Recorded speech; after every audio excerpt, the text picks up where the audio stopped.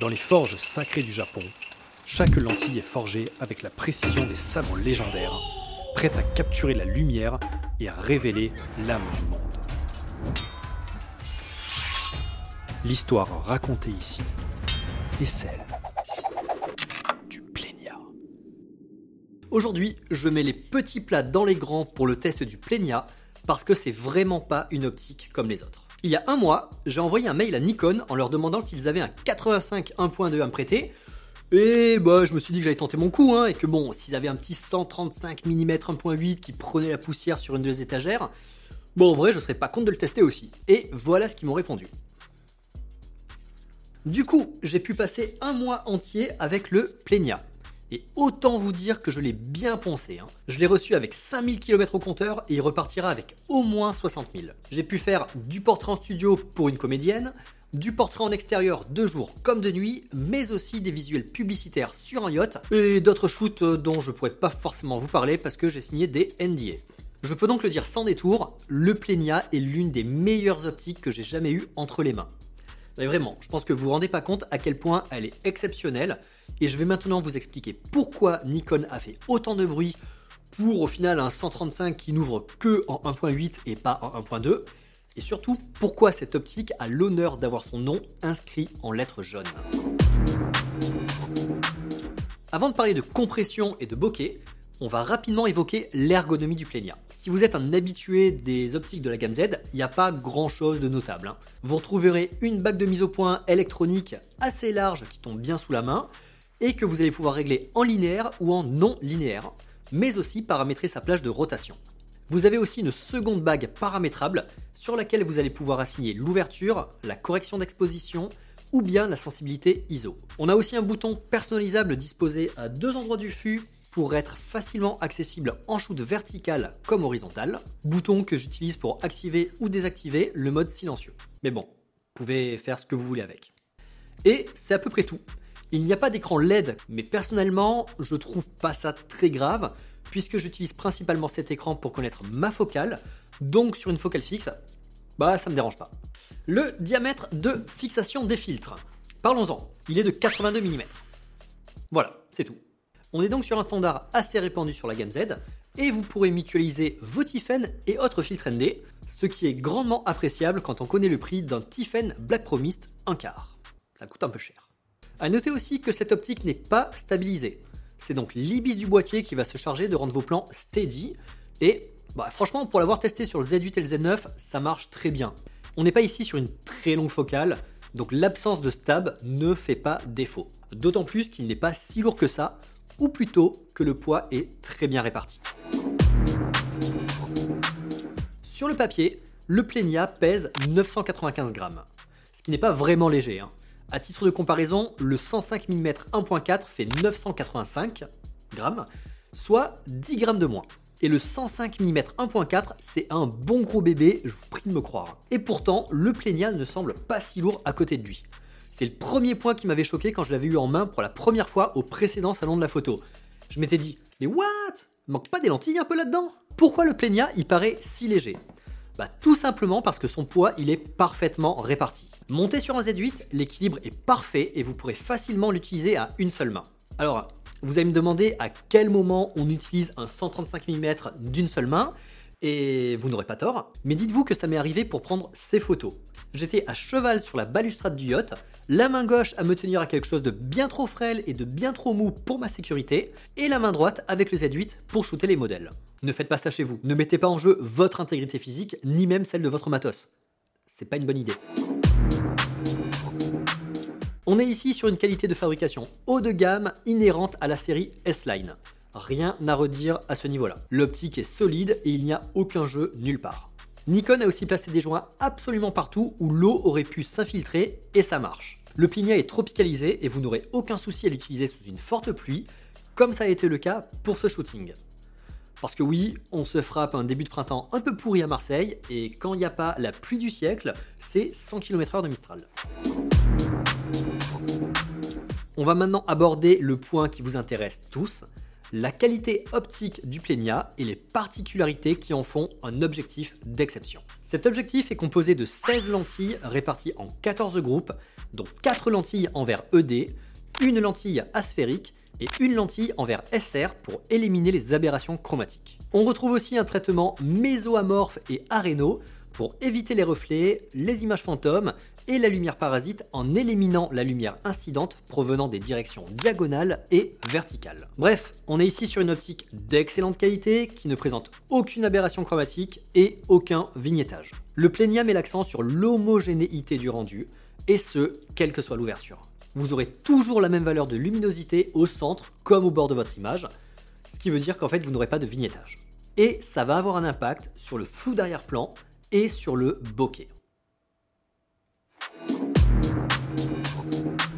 Le Plenia dispose d'un diaphragme à 11 lamelles. C'est autant que le 85 1.2, mais 2 de plus que le 50 mm 1.2 ou le 105 mm 1.4 en gamme F. Ces 11 lamelles vont nous permettre d'avoir un bokeh parfaitement rond sur toute la surface de notre image, mais aussi des billes parfaitement homogènes sans onion ring, n'en déplaise aux fans de KFC. Bon, c'est facile de dire que le bokeh du Plenia est beau, mais je vais pas m'arrêter là. Je vais vous le comparer avec ce que l'on trouve habituellement sur les autres optiques modernes, à savoir un bokeh en œil de chat. Si vous suivez la chaîne, vous savez que j'adore le bokeh en œil de chat. Je l'aime tellement que j'avais peur de ne pas apprécier celui du Plenia. Pour ceux qui ne savent pas ce qu'est un bokeh en œil de chat, voilà un exemple. Si vous regardez les billes du centre, elles sont effectivement rondes. Mais plus on se déplace vers les bords, et plus on aura des billes dont la forme rappelle celle des yeux de nos animaux de compagnie préférés, et non pas celle de leur rectum que l'on voit bien plus souvent que leur petite tête mignonne. Je vous montre des exemples pris avec le Plenia et le 105 mm 1.4 pour que vous puissiez voir la différence. Et je dois avouer que j'aime particulièrement celui du Plenia. T'as l'air super heureux. Contrairement à un bokeh en œil de chat qui donne une touche organique à une image, celui du Plenia est plus juste, plus géométrique et plus parfait, mais sans tomber non plus dans une chirurgicalité impersonnelle. Je trouve qu'il se prête très bien à l'univers du luxe et j'ai été très content des vidéos et des photos prises avec lui sur le yacht. Si je prends ces plans, on se rend bien compte des spéculaires parfaites en arrière-plan qui me permettent d'évoquer les codes du luxe au travers de ceux de la joaillerie. Vous l'aurez compris, ce bokeh est de très bonne qualité et on va maintenant voir ce que ça donne du côté du flou d'arrière-plan. Le fait qu'on n'ait pas un bokeh en œil de chat va forcément avoir un impact sur le flou d'arrière-plan. Sur une optique traditionnelle, le fond va tournoyer autour de votre sujet. Alors pourquoi ? Tout simplement parce que les billes en œil de chat vont donner du mouvement à votre image. Et plus vous serez hors focus, plus ce mouvement sera accentué. Ça a pour effet de focaliser encore plus le regard sur votre sujet et d'ajouter une touche onirique à votre image. Mais sur le Plenia, vous n'aurez pas cet effet-là. Le fond est frontal, figé, mais d'excellente qualité. Ce qui frappe quand on prend pour la première fois des photos avec le Plenia, c'est que n'importe quelle situation devient belle. Dès que vous mettez l'œil dans le viseur, vous voyez quelque chose de beau. Je vous mets des exemples de détails pris dans une chambre. Et entre la compression et le flou crémeux, et ça rend juste trop bien. Hein. Alors que bon, ce sont juste des bougies, c'est pas ouf non plus comme sujet. Le flou d'arrière-plan est doux et non pas chirurgical comme on aurait pu s'attendre d'une optique parfaite. On reste sur une signature Nikon, hein, faut pas déconner. Et ce flou va vous permettre de complètement oblitérer votre arrière-plan et d'isoler votre sujet du fond. Bon, il est temps qu'on parle de la focale de ce Plenia. Parce que bon, 135 mm, c'est pas anodin. C'est pas anodin du tout même. C'est une focale assez engagée qu'il vous faudra assumer sur vos shoots. Quand je l'ai sorti sur le tournage du yacht, il y a une partie de mon équipe qui m'a regardé avec des grands yeux et une autre partie qui a commencé à rire. En même temps, sortir un 135 mm 1.8 sur un yacht de 25 mètres, c'est assez osé. 135 mm, c'est une focale de type longue qui va venir écraser les perspectives, massifier votre sujet et oblitérer votre fond. À 135 mm, on a une compression qui commence à être assez présente et qui aura tendance à donner du cachet à vos modèles. On est très loin du 50 mm qui a un rendu assez gentillé et du 85 mm plébiscité par les portraitistes. Personnellement, j'adore shooter les modèles à partir de 105 mm parce que ça leur ajoute quelques années de maturité. Pour moi, c'est une très bonne focale pour shooter des humains si vous ne voulez pas les contextualiser. Parce que oui, À 135 mm, vous aurez une compression des perspectives telle que vous ne verrez pratiquement plus ce qu'il y a derrière votre modèle. 135 mm, c'est aussi une bonne focale pour faire du plein pied. Sur ces exemples, vous pouvez voir comment la modèle se détache du fond. Donc si vous avez le malheur de shooter dans un endroit moche, 135 mm, c'est une très bonne focale pour cacher tout ce que vous ne voulez pas montrer. Je me souviens que sur cette série, il y avait un camion poubelle qui passait derrière la modèle, et bon, entre la compression et le bokeh, on le voit clairement pas. Au contraire, ça m'a amené des spéculaires en plus, et franchement, j'étais très content. Bon, par contre, il y a quand même un désavantage, c'est qu'à 135 mm, vous serez assez loin de votre sujet, et ça peut être un peu compliqué de communiquer avec le modèle. Est-ce que tu pourrais te mettre un peu plus de 3/4? Ok, bien reçu. Bon, on va maintenant parler du piqué de cette optique, et en vrai, ça va être assez rapide parce qu'il n'y a pas grand chose à redire, hein. Bon, comme d'habitude, vous avez les exifs en bas à gauche et ici qui apparaissent, si jamais vous voulez voir un petit peu quels ont été les paramètres de prise de vue. Et on va commencer très rapidement par checker le piqué à 1.8, donc à pleine ouverture. Donc à pleine ouverture, on est sur un piqué qui est bon, mais qui n'est pas non plus parfait. C'est-à-dire que c'est très légèrement flou, mais bon, voilà, ça reste quand même complètement acceptable. Bon, sur le côté, on a aussi un piqué qui est, qui est parfaitement homogène par rapport à celui du fond, hein. C'est-à-dire que si je prends ici et que je prends là, c'est à peu près la même chose. À F2, on commence à être plus piqué. Là, franchement, on commence à être vraiment pas mal sur le centre. Et sur le bord, c'est la même chose. Sur le bord, en vrai, sur le bord, c'est pour du bord à F2, c'est vraiment très très bon. Et ensuite, D2.2, alors là, on est un piqué qui est piqué qu'il en peut plus. Et après, dès que vous passez à 2.5, 2.8 et plus, bon bah là, vous aurez exactement les mêmes piqués qui sont très très très très bons au centre. Et là, si je retourne même à 2.2, sur le côté, c'est incroyablement bon. Je vous fais un comparatif à 4 ouvertures. Vous avez ici le 1.8, 2.2, 2.8 et 4.5. Donc on voit qu'il y a une légère perte de piqué quand même hein, à 1.8. Mais bon, c'est complètement acceptable. Mais on a une légère perte de piqué par rapport au 2.2. Et à 2.8, c'est là où on a vraiment le piqué maximum qui commence à arriver. Donc 2.8, c'est assez tôt hein, quand même. On se dit qu'à 2.8, on a déjà quelque chose qui est incroyablement bon. Et sur les côtés, franchement, moi je vois très peu de différence. Hein, la différence est vraiment minime. Donc sur les côtés, en termes de piqué, vous serez à peu près pareil de 1.8 jusqu'à toutes les ouvertures qui sont au-dessus. En fait, moi ce que je retiens dans ce piqué, c'est qu'il est juste incroyablement homogène sur toute la surface de votre image.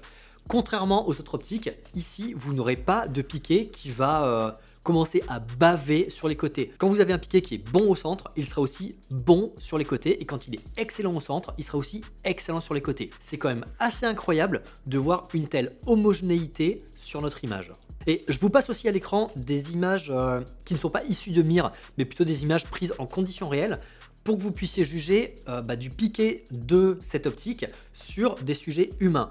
Et vous voyez que, moi j'étais quand même assez impressionné de voir que même à ouverture 1.8, parce que la plupart de ces images ont été prises à 1.8, et le piqué est incroyablement bon. Voilà, donc pour moi, en ce qui concerne la qualité optique de cet objectif, il n'y a rien à redire, elle est incroyablement bonne. Et j'ai pas parlé des aberrations chromatiques parce que, tout simplement, moi j'en ai pas vu, il n'y en a pas.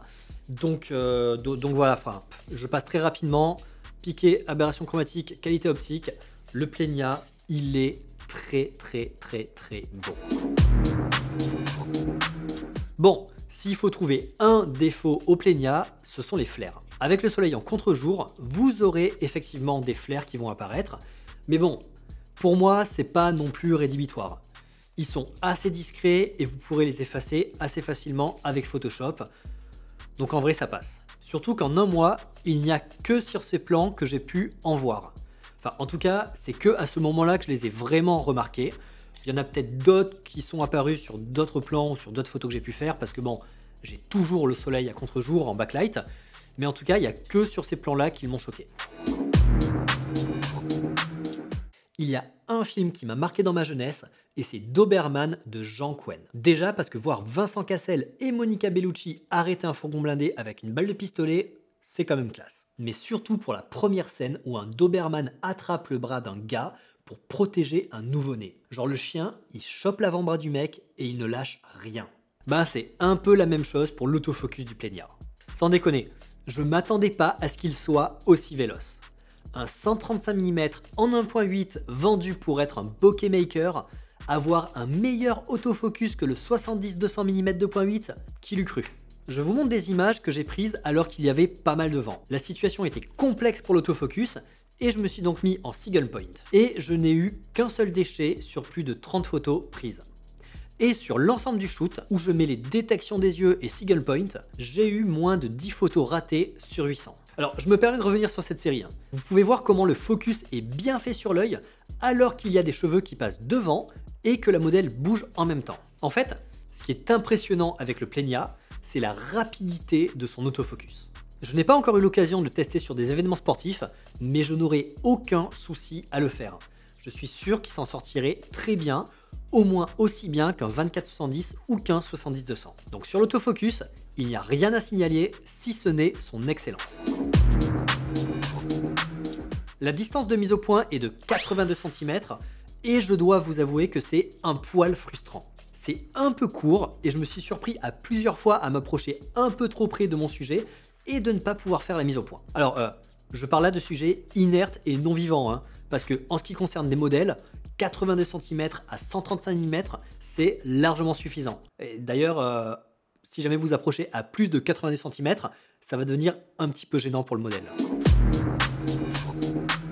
L'autofocus du Plenia est ultra silencieux et en aucun cas il ne viendra perturber votre prise de son. En ce qui concerne le focus bluffing, le mieux c'est que je vous montre des exemples. Donc on a quand même un focus bluffing qui est très peu présent. Et moi ça m'a pas mal étonné, surtout quand on regarde ceux de la concurrence chez Canon ou alors chez Sigma, où il est vraiment déconné. Bon, bah là on a pratiquement rien. C'est quand même assez fou de se dire que cette optique, elle est à ce point parfaite.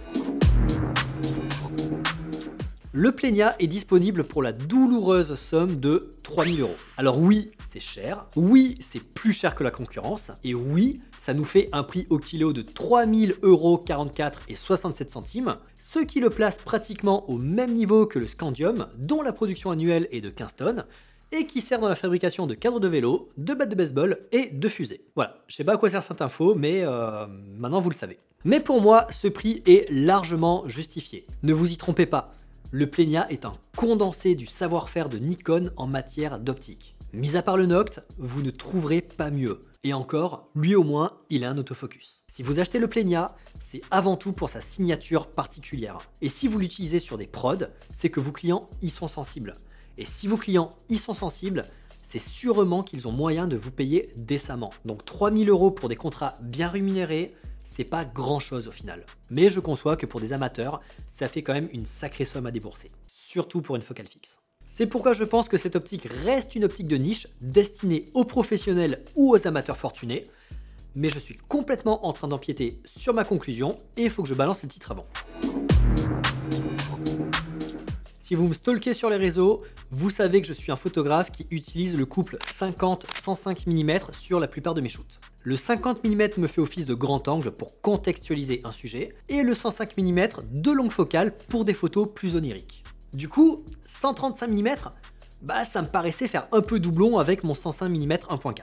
Mais après avoir essayé le Plenia, je me dis que elle n'est pas vraiment incompatible et surtout elle peut être complémentaire avec le 105 mm 1.4 en gamme F, en attendant celui en gamme Z. Mais surtout, je me dis que ce 135 mm 1.8 pourrait bien remplacer mon 70-200 mm de 8. Avouez, vous l'avez pas vu venir celle-là. Alors, je vous vois déjà vous offusquer et avant de m'insulter en commentaire, laissez-moi m'expliquer. On va pas se leurrer, le 70-200, on l'utilise principalement entre 135 et 200 mm, surtout quand il est couplé au 24-70. L'intérêt de cet objet, c'est la longue focale et son autofocus. Deux choses que le Plenia possède, en plus d'un bokeh incroyable. Donc au final, pourquoi ne pas l'utiliser lui? Il ne vous fera pas défaut dans les situations complexes et vous pourrez quand même shooter de loin. Surtout que le Plenia donnera une signature particulière à vos images. Une signature qui n'est pas proposée par beaucoup de photographes. De même qu'on pouvait reconnaître une photo prise au 105 mm 1.4, on reconnaîtra une photo prise au 135 mm Plenia. Et je vais me répéter, mais c'est clairement l'une des meilleures optiques que j'ai jamais eues entre les mains. et je pèse mes mots. Je revis avec cet objectif ce que j'ai vécu quand j'ai utilisé pour la première fois le 105 mm 1.4. Et ceux qui ont eu la chance d'acheter le 105 mm 1.4 comprendront ce que je veux dire. Enfin, c'est un truc qui est assez difficile à exprimer avec des mots, mais vraiment, je vous prie de me croire, hein, ce Plenia, il est incroyable à utiliser. Pour moi, cet objectif est bon pour pratiquement tout faire. Du portrait, de la photo sportive, du still life ou même du paysage. Alors attention quand même, hein, parce que son bokeh et son rendu sont radicalement différents de ceux des autres optiques et il peut être difficile de faire entrer les images prises avec le Plenia dans une série de photos prises avec d'autres objectifs. Si vous êtes sur un événement ou si vous shootez du still life pour une marque et que vous l'utilisez à côté d'un 85 mm 1.2 ou d'un 50 mm 1.2, bah ces photos, elles risquent de dénoter si vous êtes un peu trop extrême dans la gestion de votre fond. Donc c'est pas la fête du slip non plus. En ce qui me concerne, je vais évidemment acheter ce Plenia dès que je le rendrai à Nikon. Et j'espère sincèrement que ce sera le plus tard possible, voire même qu'ils oublient qu'ils me l'ont prêté, histoire de le garder avec moi. Le tester pendant un mois m'a convaincu et je vais me délester de 1 Ether pour me le payer. C'est une optique que j'utiliserai sur la saison 2024 des mariages et sur tous les shootings portraits que je pourrai faire. J'ai aussi hâte de l'emmener sur un événement sportif pour voir un petit peu comment elle s'en sort. Bref, j'espère que vous avez kiffé ce test. N'hésitez pas à me dire en commentaire ce que vous pensez du Plenia, à liker la vidéo, à manger des pâtes et du riz pour vous payer du matos.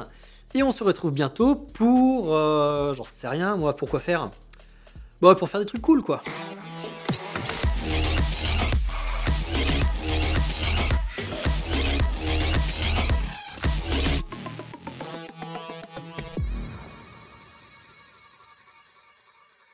C'est autant que le 85 1.2, mais 2 de plus que le 50 mm 1.2 ou le 105...